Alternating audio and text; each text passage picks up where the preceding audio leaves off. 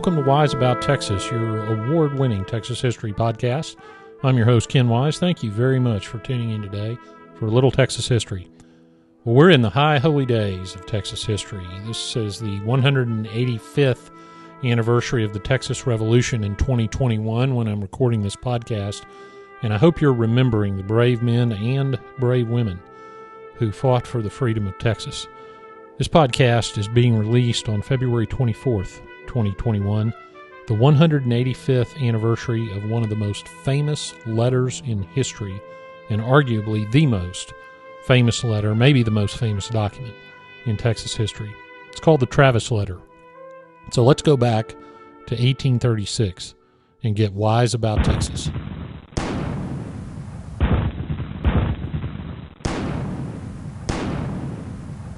On February 23rd, 1836, Santa Anna ordered his army to lay siege to the Alamo, where the Texian troops had sought refuge. It became obvious fairly quickly that things were not looking good.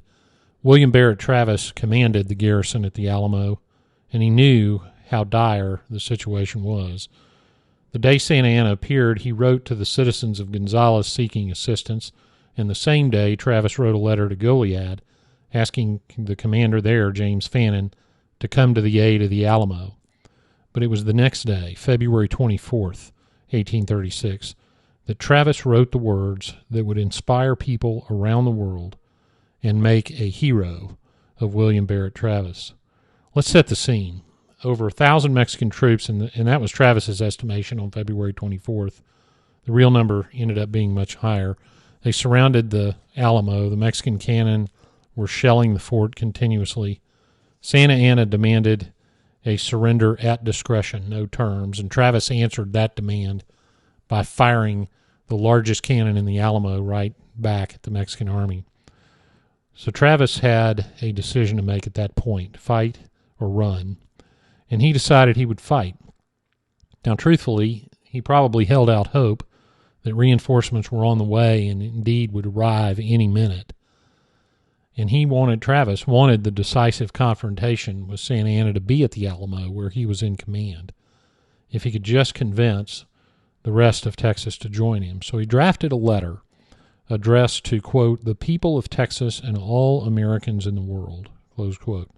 Certainly a large audience, and he clearly intended this particular letter to be published far and wide. He described the desperate situation that he faced, but he pledged to fight until the end. He appealed to the readers' love of liberty, their patriotism, and their willingness, he hoped, to assist. He noted that the Mexican army was growing by the day, but he assured the reader that he would not abandon his duty, which was certainly brave, but also a little bit of a guilt trip if you received this letter around that time. And he added a postscript of hope describing how the garrison had managed to build its food supply to better endure the siege. He gave the letter to Albert Martin to deliver to Gonzales, the closest town.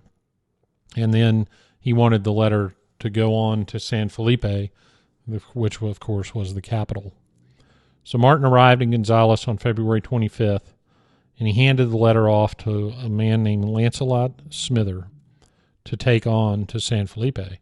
But before he did so, Martin added his own postscript to the letter based on his own presence at the Alamo and what he heard on the way to Gonzales, and this is what Martin added to Travis' letter. Quote, since the above was written, I heard a very heavy cannonade during the whole day. Think there must have been an attack made upon the Alamo. We were short of ammunition when I left. Hurry on all the men you can in haste. When I left, there was but 150 determined to do or die. Tomorrow I leave for Behar with what men I can raise. And then there's some illegible writing, and then it says, at all events, Colonel Almonte is there. The troops are under the command of General Sesma. Signed, Albert Martin. So he hands the letter off to Smither, who takes off for San Felipe and makes it there in less than 2 days. Now, think about that. He's riding horseback from Gonzales to San Felipe, so he rode hard.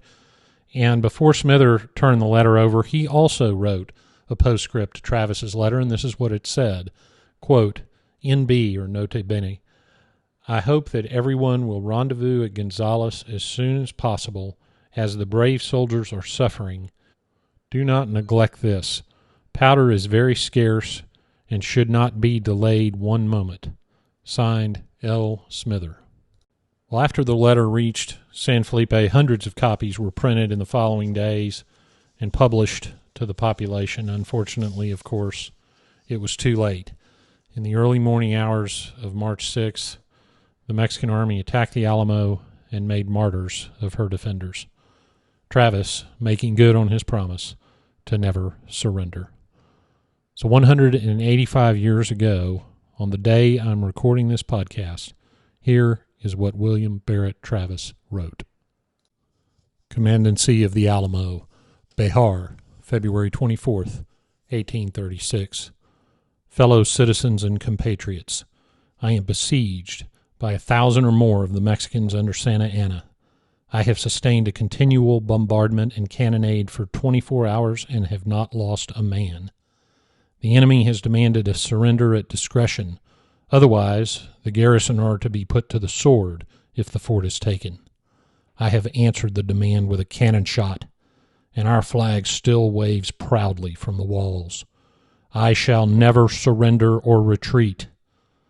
Then I call on you in the name of liberty, of patriotism, and everything dear to the American character to come to our aid with all dispatch. The enemy is receiving reinforcements daily and will no doubt increase to 3,000 or 4,000 in 4 or 5 days.